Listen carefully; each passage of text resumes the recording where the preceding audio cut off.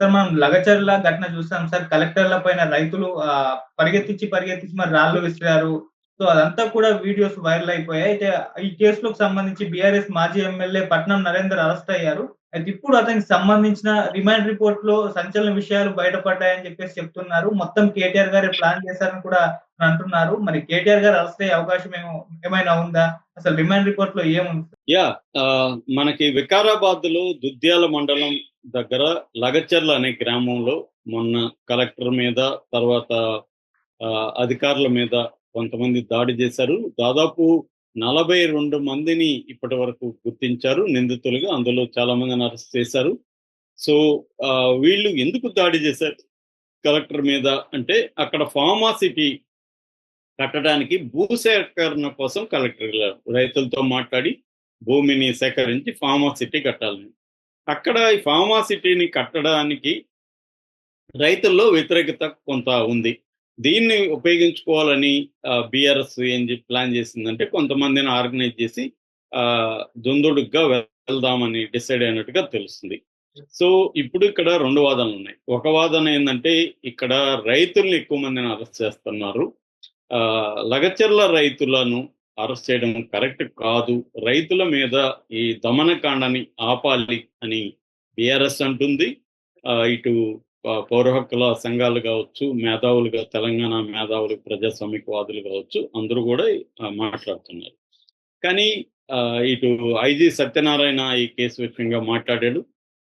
అట్లాగే ఇప్పుడు కొడంగల్ మాజీ ఎమ్మెల్యే, ఆ తర్వాత బీఆర్ఎస్ నాయకుడు పట్నం నరేందర్ రెడ్డిని అరెస్ట్ చేశారు. ఎందుకంటే ఈ మొత్తం ఈ దాడి వెనక భోగమోని నరేష్ అనే ఒక అబ్బాయి, సురేష్ భోగమోని సురేష్ అనే ఒక అబ్బాయి దీని వెనక ఉన్నాడు. ఈ సురేష్ ఇతనే అనుచరుడు, పట్నం నరేందర్ రెడ్డి ప్రధాన అనుచరుడు. వాళ్ళిద్దరికీ ఫోన్ కాల్స్ చూస్తే దాదాపు 84 కాల్స్ వాళ్ళిద్దరూ దాడి జరగక ముందు చేసుకున్నారు. ముఖ్యంగా 2వ తేదీ నుంచి 9వ తేదీ లోపల 34 కాల్స్ చేసుకున్నట్టుగా అర్థమవుతుంది. అయితే దాడి జరిగిన రోజు మాత్రం ఎటువంటి కాల్ లేదు. అంతకు ముందే ప్లాన్ గా చేసుకున్నారు. ఇదంతా కూడా కేటీఆర్ ఆధ్వర్యంలోనే పట్నం నరేందర్ రెడ్డి కేటీఆర్ అప్పగించాడు అని రిమాండ్ రిపోర్ట్ లో కేటీఆర్ పేరు కూడా చేర్చారు. అంటే ఈ కేసులో కూడా కేటీఆర్ ని అరెస్ట్ చేసే అవకాశం ఉంది. ఎందుకంటే మనకు తెలుసు ఆల్రెడీ ఫార్ములా ఈ రేస్, ఎలక్ట్రానిక్ కార్ల ఫార్ములా రేస్ ఏదైతే ఉందో దాంట్లో 55 కోట్ల కుంభకోణం జరిగిందని చెప్పి దానికి సంబంధించి 17A పీసీ యాక్ట్ అంటే ప్రివెన్షన్ ఆఫ్ కరప్షన్ యాక్ట్ కి సంబంధించి 17A సెక్షన్ ప్రకారం ఒక మంత్రిని అరెస్ట్ చేయాలంటే, అంటే మంత్రిగా ఉన్నప్పుడు కుంభకోణం జరిగింది కాబట్టి గవర్నర్ పర్మిషన్ కావాలి. ఆ గవర్నర్ పర్మిషన్ ఆల్రెడీ అప్లై చేశారు. అది రాగానే ఆయన అరెస్ట్ చేసే అవకాశం ఉంది. కానీ ఇప్పుడు ఈ కేసులో గవర్నర్ పర్మిషన్ అవసరం లేదు లగచర్ల కేసులో. ఎందుకంటే ఆయన మంత్రి కాదు, ఓన్లీ ఎమ్మెల్యే. ఆయన్ని అరెస్ట్ చేయడం పెద్ద విషయం కాదు. అందుకని ఇప్పుడు ఈ కేసులో కూడా అంటే ఒక పబ్లిక్ సర్వెంట్ మీద దాడి అనేది సీరియస్ అంశం.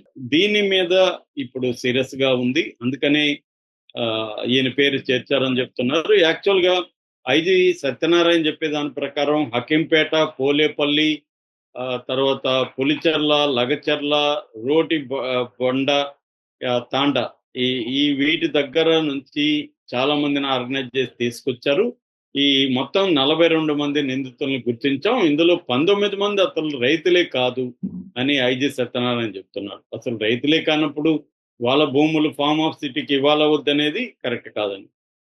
సో ఇక్కడ క్లియర్ గా మనకు తేలాల్సింది ఏంటంటే రైతుల్ని వేధిస్తుందా రేవంత్ రెడ్డి ప్రభుత్వం, బీఆర్ఎస్ నాయకుల కుట్రని బయట పెడుతుందా? అంటే బీఆర్ఎస్ నాయకులు కుట్ర చేస్తున్నారా అంటే ఉండొచ్చు. ఇప్పుడు ఎప్పుడైనా రైతుల్లో వ్యతిరేకత ఉన్నప్పుడు ఇక్కడ బీఆర్ఎస్ నాయకులు ఆ వ్యతిరేకతను ఉపయోగించుకొని దాన్ని మిలిటెంట్ గా ముందుకు తీసుకెళ్తే రైతులందరిలో రేవంత్ రెడ్డికి వ్యతిరేకత వస్తుంది. ఎందుకంటే గ్రామీణ ప్రాంతాలు బీఆర్ఎస్ ని గట్టిగా వ్యతిరేకించి రేవంత్ రెడ్డిని ఎన్నుకున్నారు ఎన్నికల్లో. అర్బన్ ఏరియాల్లో బీఆర్ఎస్ కు ప్రోగానే ఉంది, రూరల్ ఏరియాల్లోనే బీఆర్ఎస్ కు వ్యతిరేకత బలంగా ఉంది. ఇంకా పార్లమెంట్ ఎన్నికల్లో అయితే అత్యంత ఘోరంగా పర్ఫామ్ చేసింది బీఆర్ఎస్. అందుకని ఇప్పుడు బీఆర్ఎస్ ఏం చేస్తున్నారంటే రూరల్ ఏరియాలని ఆర్గనైజ్ చేసి గట్టిగా మనం ఫైట్ చేద్దామన్న ఉద్దేశంతో ఉన్నారు. ముఖ్యంగా రైతుల్ని పెద్ద ఎత్తున రెచ్చగొట్టాలనే ఒక ప్లాన్ అయితే బీఆర్ఎస్ ఉంది. ఎవరైనా రాజకీయ పార్టీ అన్నాక ఉద్యమాలు ఎలా చేయాలి, దాన్ని మిలిటెంట్గా ఎలా తీసుకెళ్ళాలి అనేది ప్లాన్ చేస్తారు. అందులో కొన్ని వ్యూహాలు రచిస్తారు. వాళ్ళకి వ్యూహంగా కనబడేది యువతల వాళ్ళకి కుట్రగా కనబడుతుంది. సో బీఆర్ఎస్ రైతుల్లో ఉండే వ్యతిరేకతను ఉపయోగించుకొని ఈ అంశాన్ని ఉపయోగించుకొని చేయడం తప్పు కాదు, ఉద్యమం చేయడం. కానీ దాడి చేయడం అయితే ఖచ్చితంగా కరెక్ట్ కాదు. ఎందుకంటే కలెక్టర్లు కానీ ఇంకొకరు కానీ ప్రజల కోసం పనిచేసే అధికారులు, ప్రభుత్వం తరఫున పనిచేసే అధికారులు, వాళ్ళ మీద దాడులు చేయడం అయితే కరెక్ట్ కాదు. అది ఖచ్చితంగా చట్టరీత్యా నేరం. అది ఎవరు చేసినా, రైతుల పేరుతో చేసినా, ఇంకొకరు చేసినా అది చట్టరీత్యా నేరం. వాళ్ళు ఉద్యమాలు చేయొచ్చు, అది ఉద్యమాలు చేయొచ్చు, వాళ్ళు నిరసన తెలియజేయచ్చు, శాంతియుతంగా తెలియజేయడానికి అనేక పద్ధతులు ఉన్నాయి. అవన్నీ ఫెయిల్ అయితే ఇంకొంత అగ్రెసివ్ వెళ్ళొచ్చు. కానీ దాడులు అనేది, ఫిజికల్ వైలెన్స్ అనేది కరెక్ట్ కాదు. కేసీఆర్ని ఇప్పటికి కూడా తెలంగాణ ఉద్యమంలో ఎందుకు మెచ్చుకుంటారంటే ఆయన అంత పెద్ద ఉద్యమం జరిగిన ఒక రక్తపు చుక్క చెందకుండా, అంటే వైలెన్స్ జరగలేదు. ఆత్మహత్యలు పెద్ద ఎత్తున జరిగాయి కానీ దాడులు జరగడం, వేరే వాళ్ళని చంపడం జరగలేదు. ఆంధ్రుల ఆస్తుల మీద ధ్వంసం కానీ ఇవేవి జరగలేదు. అది కేసీఆర్కు దక్కిన ఘనత యాక్చువల్గా. కానీ ఇప్పుడు ఏం జరుగుతుంది, ఒక కలెక్టర్ల స్థాయి నాయకుల మీద దాడులు చేయడం అనేది జరుగుతుందని చెప్తున్నారు. ఇక్కడ ఎట్లాగైతే ఆంధ్రప్రదేశ్లో రాజకీయాలు ఒక యుద్ధము స్థాయికి తీసుకెళ్లిపోయి నువ్వా నేనా హోరా హోరా పోరాటం ఎలా జరుగుతుందో ఇక్కడ కూడా తెలంగాణలో కూడా రేవంత్ రెడ్డి ఎట్టి పరిస్థితుల్లో తగ్గట్లేదు, ఇటు కేటీఆర్, హరీష్ రావు కూడా తగ్గట్లేదు. ఒక హోరాహోరీ పోరాటం అనేది ఇక్కడ కూడా జరుగుతుంది. దీని వెనకుండి కేసీఆర్ నడిపిస్తున్నాడు.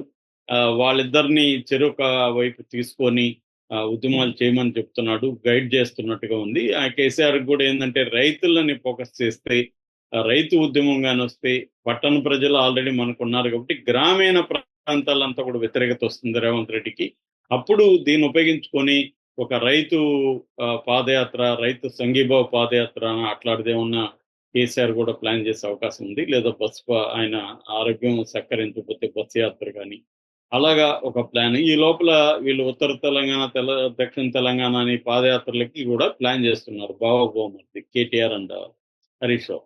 అయితే రేవంత్ రెడ్డి వ్యూహం ఏంటంటే ఈ వైలెన్స్ ను ఉపయోగించుకొని కేటీఆర్ని కానీ జైల్లో వేసేస్తే, బెయిల్ త్వరగా రాకపోతే హరీష్ రావుని, కేటీఆర్ని కానీ ఏదో కేసులు ఇరికించి జైళ్లలో పెట్టేస్తే, కేసీఆర్ని బయటికి రప్పిస్తే కేసీఆర్ అంతా అప్పుడు చూడొచ్చు అనేది రేవంత్ రెడ్డికి ఉన్న ప్లాన్. రేవంత్ రెడ్డికి ఏంటంటే కేసీఆర్ని దెబ్బ కొట్టాలనేది రేవంత్ రెడ్డికి టార్గెట్. అయితే డైరెక్ట్గా కేసీఆర్ జోలికి ఇప్పుడు వెళ్తే అతను బలహీనంగా ఉంటాడు, అనారోగ్య సమస్యలు, ప్రజల్లో సింపతి వచ్చే అవకాశం ఉంది. ఎందుకంటే ఆల్రెడీ జగన్ చేసిన తప్పు చంద్రబాబుని అరెస్ట్ చేయడం వల్ల సింపతి వచ్చింది. చంద్రబాబు అన్న physically strong, mentally strong, KCR physically very weak గా ఉంటాడు. ఆయనకి ఇంకా సింపతి వచ్చే ఆ విజువల్స్ అంతా బయట రేపు పొద్దున ఆయన పడిపోవచ్చు, అనారోగ్యం అని అనొచ్చు, ఇంకోటి జరుగుతుంది. అందుకని రేవంత్ రెడ్డి స్ట్రాటజిక్ గా వెళ్తున్నాడు. ముందు కేటీఆర్ని దెబ్బ కొట్టి హరీష్ రావుని దెబ్బ కొట్టగలిగితే వీళ్ళకి అంత సింపతి రాగదు. ఎందుకంటే మనకు తెలుసు 5.5 నెలల జైల్లో ఉన్న కవితకి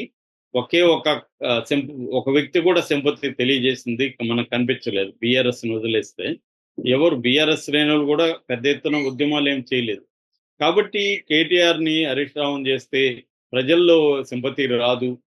అప్పుడు కేసీఆర్ ఏం చేస్తాడో చూద్దాం అనేది రేవంత్ రెడ్డికి ఉన్న స్ట్రాటజీ.